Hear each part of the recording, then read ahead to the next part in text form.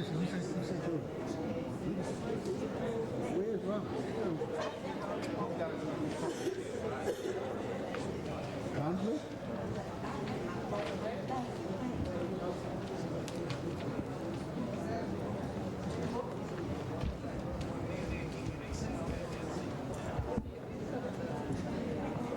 He thinks because he worked late last night, that's it, huh? No.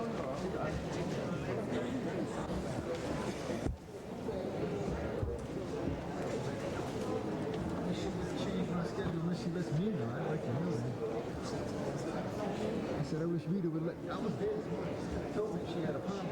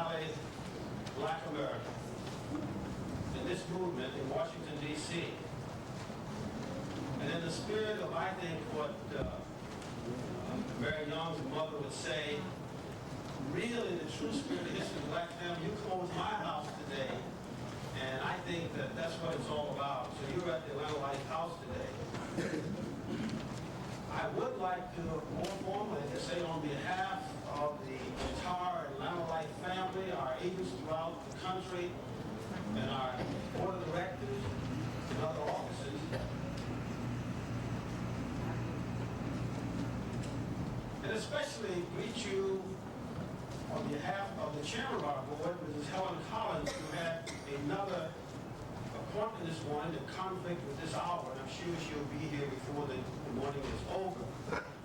Mrs. Collins is especially interested in this program and is one of the admirers of Dorothy Height and all that she does for us.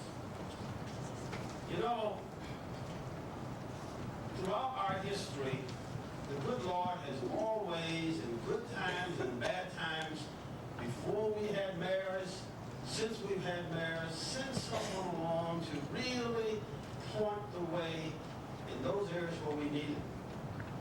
I recall, and I hope as we try to remind our young people of our struggle and our history, lest we forget those persons that the good Lord has sent to us at the right time, good times and bad times. I think of Congressman Dawson, the special role. We don't hear much about it. We can't let our people, we cannot forget him. Adam Clayton Powell. Actually, right now, we call our Congressional Black Caucus, we call the NAACP, we call the SCLC.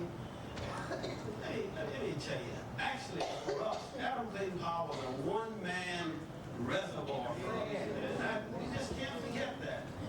And here today, I could go on and on. Of course, we've had persons who led us, we've had dreamers, and of course, we all know who are most beloved, and the dreamer that has just laid the foundation, Dr. King. But I think if Dr. King was here this morning, he would want me to say that it all rests on the basis of the family. And at this particular hour in our black struggle, Dorothy Height has carried us back to the real basics.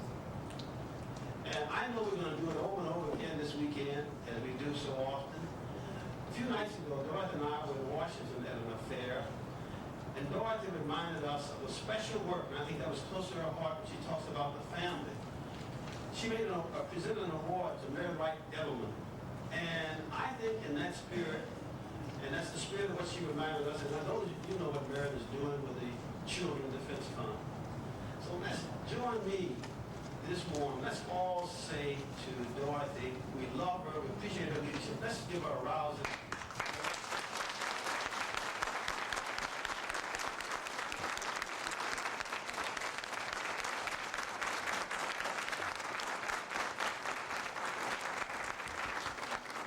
You know, one of the things that I think we fail to do, we talk about it, we fail, we reach those high points, we get enthused, but what do we do about it? I just hope that our very outstanding chair of this forum, Vivian Jones, will find some way this morning to call us to some commitment. Now, right now, if we could network this group this morning, and before we break up, let's talk about next year and to build on it. Let's get, everybody can make different types of commitments, but let's make some kind of commitment to Dorothy Height through this forum this morning so the job will be easier next year, so that we can really bring in the rest of this region as Dorothy envisioned. So we can start getting a group in Florida. We can get a group in Alabama. We can get a group all over the South. Let them converge, start planning to converge on Atlanta next summer. Thank you very much. Dorothy, thank you. We are prepared, and we're always here, and we want to help you, and we are indebted to you. Thank you, everyone, very much.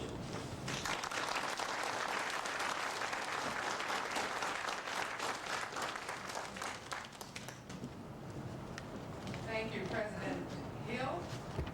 We will now have remarks by the mayor for all seasons, a man of great talent making a huge contribution everywhere. It is my pleasure to present to you our Mayor, Andrew Young.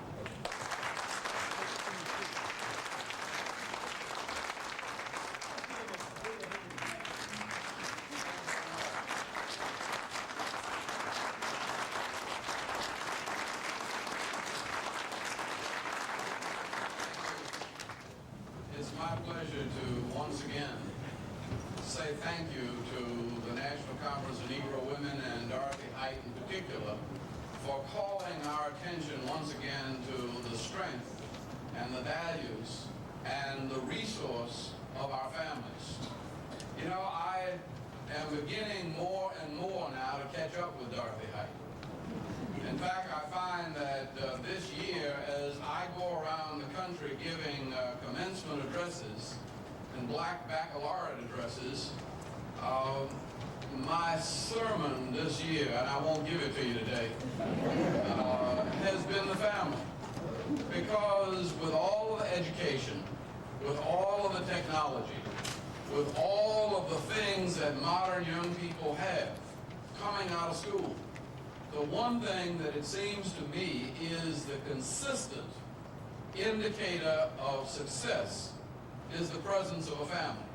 Now that doesn't mean that anybody who doesn't have a nuclear family, mother and father and grandmother and so forth, will not be able to succeed. But the truth of it is, as I look at our leaders, who are successful leaders in our community, Mr. Jessi Hill, Mr. Herman Russell, Roberto Gosweder of Coca-Cola, Ron Allen of Delta Airlines, our pastor here. They are all men, and myself, all men who are happily married to one woman and have been for some time. Now, not speaking for the others, though I don't doubt that it is the case, any man who's happily married has been wise enough, first of all, to marry a woman smarter than him, and to marry a woman capable of enormous amounts of tolerance and forgiveness.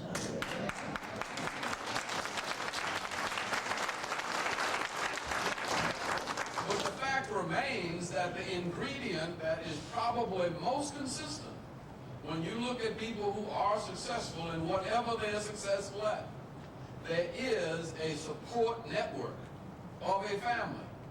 And it may not be a mother and father, but if it's not a mother and father, it's a grandmother.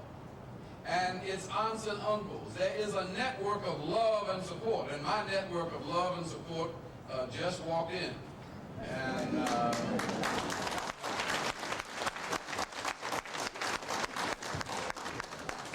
And on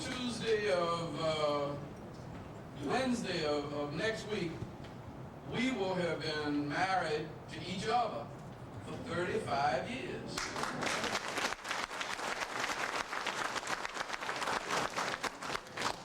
I married her when she was 3. But the point is that there's nothing in my life that has been more rewarding to me than the time and investment in a family.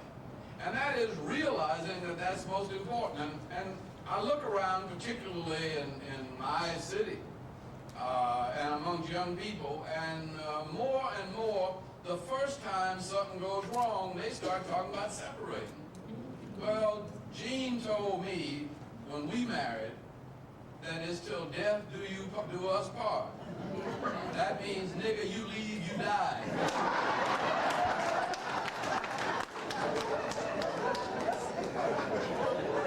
And we made a lifetime commitment that come hell or high water, that whatever it is, we were going to go through it together. Now, we've been through hell and high water, but it's a whole lot easier going through it together.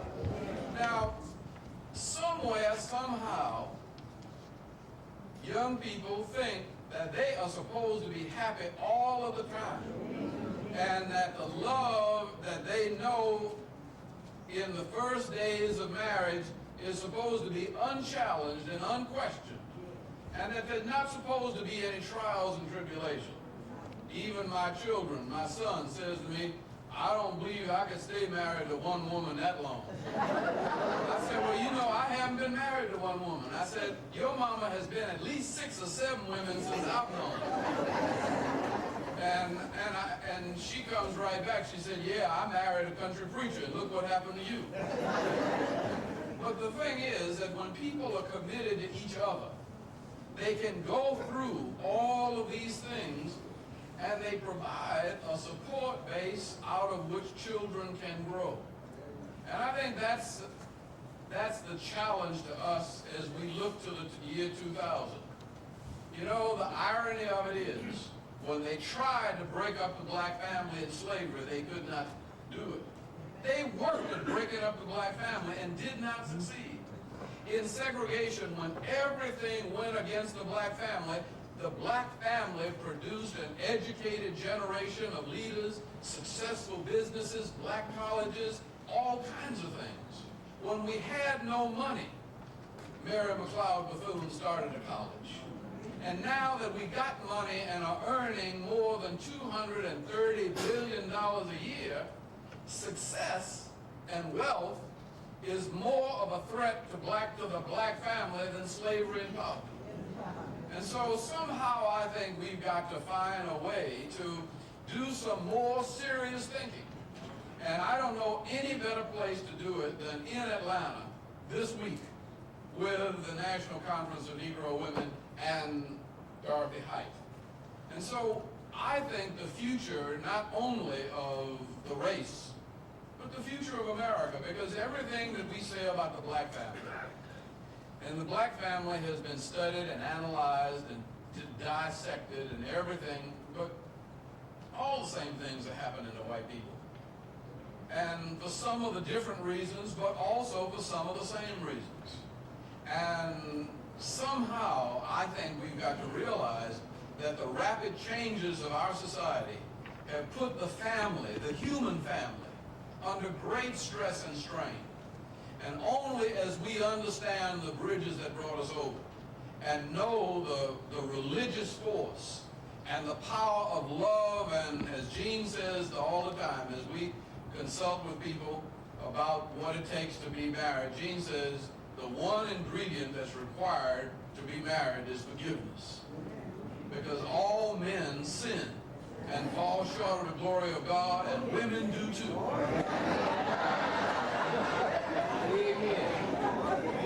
And as Lorraine Hansberry said in Raisin in the Sun, it doesn't require anything to love somebody when they're lovable. But when you need the family is when folk are sorry and no count, and nobody else wants them and cares about them. That's when a mama's love prevails. That's when a loving wife can make the difference between success and failure. That's when our grandparents, on their knees praying for us, when we don't know what's going on, can somehow make a way out of no way. And so that's what we're here to celebrate today. And that's why we are grateful in Atlanta that the National Conference of Negro Women has come to remind us of the source of our strength and the basis of our power and the need to hold on to what we got. Thank you and welcome. God bless you.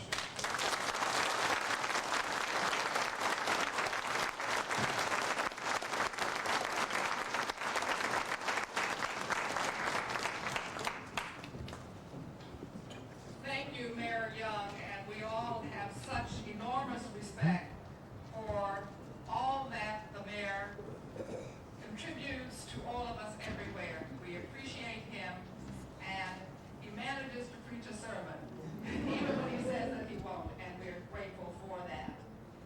As we all know, this is the third annual Leadership Action, and action is the key word today, forum, as a part of the National Conference of Negro Women Black Family Reunion Celebration. And the leadership of this important effort is represented in our own Dorothy Height.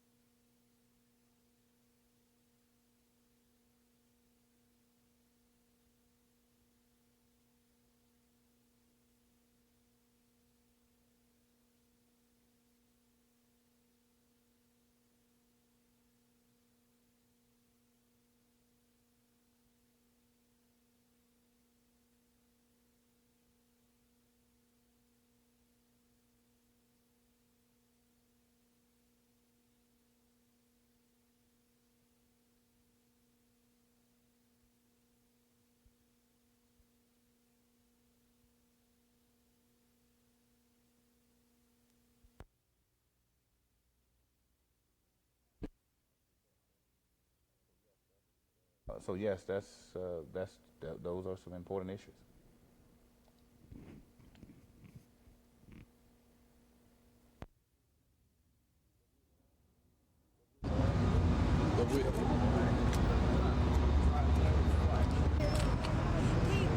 Thank you. Planning, but after, if you need for them to stand up here and with the shovel or whatever to get some of your shots that you need, we can have them stand up.